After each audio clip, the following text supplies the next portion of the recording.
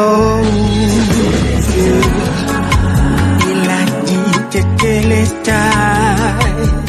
Oh, il a dit. 1 Pierre chapitre 5 du verset 7 à 9. Déchargez-vous sur lui de tous vos soucis, car lui-même prend soin de vous. Soyez sobre, veillez. Votre adversaire, le diable, rôde comme un lion rugissant, cherchant qui il dévorera. Résistez-lui avec une foi ferme, sachant que les mêmes souffrances sont imposées à vos frères dans le monde.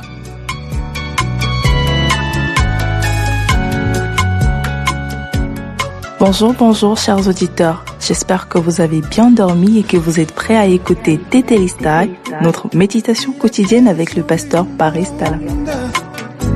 Avant ma naissance, il avait tout prévu. Alors, bien-aimés, chers frères et sœurs, encore ce matin, le Seigneur nous a accordé le souffle de vie, le Seigneur nous accorde la grâce de méditer encore ensemble.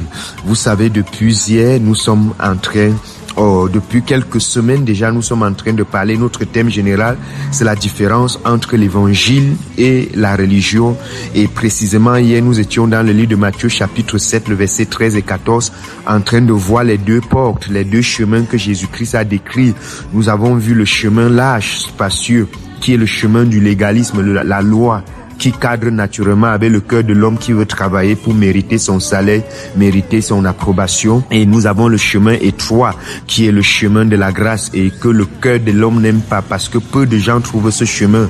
Vous savez, dans le chemin spacieux et large, c'est le chemin où l'homme lui-même travaille pour que son péché soit pardonné. C'est le chemin où c'est la religion où on te dit que pour que Dieu te pardonne, tu dois d'abord beaucoup pleurer, tu dois d'abord regretter, tu dois d'abord te repentir, tu dois d'abord confesser tes péchés et demander pardon avant que Dieu te pardonne. Bref, c'est le chemin où c'est l'homme qui travaille. C'est le chemin de la loi où Dieu a fait sa part, mais moi aussi, je dois faire ma part. C'est le chemin où on présente un Dieu qui attend beaucoup de choses de l'homme, qui est le contraire du chemin étroit où Dieu n'attend plus rien de l'homme parce que Jésus-Christ, son Fils unique, a tout donné. Il a tout accompli, c'est-à-dire tout ce que Dieu exigeait, demandait de l'homme pour le sauver, pour le pardonner. Jésus-Christ a pourvu à toutes ces choses. Et c'est alors difficile à l'homme de croire. L'homme n'aime pas le chemin. Le cœur naturel de l'homme n'aime pas la grâce. Là où on parle de la grâce, non. Lui, il veut là où il va travailler. Parce qu'après ça, au fond de son cœur, il tue une petite gloire en se sentant plus spirituel et plus proche de Dieu que les autres. Voilà pourquoi la plupart des religieux, la plupart des religions n'aiment pas l'évangile de la grâce. Pourquoi? Parce que ça ne cadre pas avec leur cœur. On veut là où on va témoigner si je ne priais pas, si je n'étais pas fidèle, si je n'étais pas quelqu'un qui jeûne beaucoup, si je n'étais pas prudent, si je ne travaillais pas ma relation avec Dieu, si je n'étais pas quelqu'un qui a grandi dans une maison pastorale, si je n'étais pas, mes parents m'ont accouché dans l'affaire là, donc c'est dans mon sang, je connais comment, voilà comment les religieux raisonnent, ils sont toujours. Et du coup, quand l'évangile de la grâce vient, ça vient renverser toutes ces choses, toutes ces mérites, toutes ces éloges qu'ils avaient pour avoir fait de nombreuses années dans la foi, entre guillemets, à foi. Donc, bien aimé, vous voyez. Alors, ce matin, nous sommes en train de lire le livre de 1 Pierre, chapitre 5, où la Bible dit, déchargez-vous sur lui de tous vos soucis, car lui-même, il prend soin de vous. Bien aimé, c'est difficile pour quelqu'un dans le chemin large, le chemin spacieux. C'est difficile pour un religieux, dans la religion, de se décharger sur Dieu de tous ses soucis. Dans la religion, on t'enseigne que toi-même, tu dois porter tes soucis. Tu dois bagarrer pour tes soucis. Donc, le religieux porte encore sur lui tous les fardeaux de son péché. Il pense que le péché pèse sur lui, la malédiction, les liens.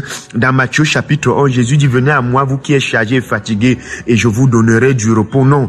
Dans la religion, les païens qui avaient un peu de repos, venez, on vous donne le travail du combat spirituel, de la lutte pour la délivrance, de ceci, combattre les sorciers, les vampires. Oui, dans le monde, tu avais un petit repos. Dans le monde, mais la religion te donne alors véritablement le travail. Tu ne dors plus. Dans le monde, tu te couchais à 21h, tu te lèves à 6h pour aller au travail. Mais dans la religion, ce qu'on te dit que si tu dors toute la nuit, tu es fini. Les démons et les sorciers vont finir avec toi. Voilà pourquoi tu dois te lever parfois à minuit pour combattre. C'est ça Bien-aimé, c'est ça la malédiction de la religion. C'est ça ce que vraiment. Donc, déchargez-vous sur lui tous vos soucis, car lui, il prend soin de vous. Qui prend soin de nous? C'est Dieu. Ce n'est pas moi qui prends soin de moi. Donc, chers auditeurs de Tétélista, toi, tu ne peux pas prendre soin de toi. Tu ne peux pas prendre soin de tes enfants, de ton mari, de ton foyer, de ton travail.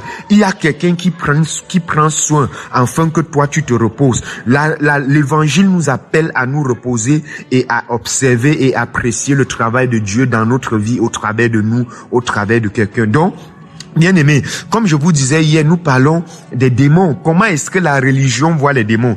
Et c'est là où maintenant, à partir du verset 8, nous pouvons voir: soyez sobres, veillez. Votre adversaire, le diable, rôde comme un lion rugissant, cherchant qui il va dévorer. Soyez sobres, veillez. Votre adversaire, le diable, rôde comme un lion rugissant. Il rôde comme un lion rugissant. Bien-aimé, comment est-ce que tu vois le diable et ses démons? Comment est-ce que la religion présente le diable et les démons? Comment est-ce qu'il les présente? Bien-aimé, la religion présente le diable et les démons comme des personnes très puissantes et très fortes. La religion te dit que le diable est omniprésent, donc dans toute chose, dans toute situation, surtout négative qui t'arrive, tu dois d'abord voir le diable, tu ne vois pas Dieu. Donc, la religion, les religieux voient le diable, Satan ou les démons comme des omniprésents. Donc, ils sont présents partout et pour cela, tu dois vraiment faire attention. Et les religieux présentent le démon et le diable comme des personnes omnipuissantes, donc très puissants, tout puissants. Oui, bien-aimé, à tout moment, ils agissent et ils peuvent arriver partout. Et voilà comment la religion présente les démons et le diable. La religion présente les démons et le diable comme des personnes ou comme des esprits qui peuvent vous tuer, qui peuvent vous détruire. Oui, et même les chrétiens. Je dis même les chrétiens. Voilà comment la religion présente les démons, le diable, Satan, les sorciers, les vampires et tout ce qui va avec. La religion a une vue, bien-aimée, terrible du diable, des démons, de Satan, de la sorcellerie, du vampire. Voilà pourquoi vous enlevez Satan, les sorciers, les démons, les vampires, les malédictions dans la doctrine ou dans la façon de voir des religieux et ils n'auront plus de quoi prier, ils n'auront plus de quoi prêcher. Pourquoi? Parce que la prédication, les enseignements, les prières, les luttes des religieux tournent autour des démons, Satan, les vampires, les sorciers. Tous les jours, on doit organiser des programmes, des réunions, des nuits de prière pour chasser le diable, pour détruire Satan, les démons. Pourquoi? Parce que sans les démons et Satan, la vie des religieux n'a plus aucun sens. Parce que c'est ça qui les permet d'être en activité. Un religieux n'a plus d'activité spirituelle si les démons et les sorciers n'attaquent pas. Même quand ils n'attaquent pas, ils doivent être toujours en prière parce que ils ont peur qu'à tout moment, ils peuvent toujours attaquer. Voilà comment la religion, les religieux voient Satan et les démons. La religion et les religieux voient Satan et les démons comme étant derrière leur malheur, derrière leur échec, derrière leur maladie, derrière leur célibat, derrière leur stérilité, derrière leur échec scolaire, derrière leur échec professionnel, derrière leur échec familial. Donc, voilà comment les religieux et la religion voient Satan et les démons. Bien-aimés, ils ont un démon qui colle à tout. Les démons de Ribon, les démons de Rimbo, les démons de ceci, les démons de l'eau noire, les démons de l'eau verte, les démons, les mamies Watao, les mamies des airs, les démons souterrains, les démons des airs, les démons. Toute chose a un démon. Alors, chers frères et sœurs, à toi qui m'écoutes ce matin, je ne sais pas comment on t'a présenté Satan, la religion t'a présenté Satan et ses démons, mais je voudrais t'inviter à écouter ces méditations et je suis sûr qu'au travers de cela, ta vue et ta façon de voir Satan et les démons va changer. J'honore le Christ en toi, tu es saint, tu es juste, tu es parfait en Jésus-Christ. Nous continuons demain.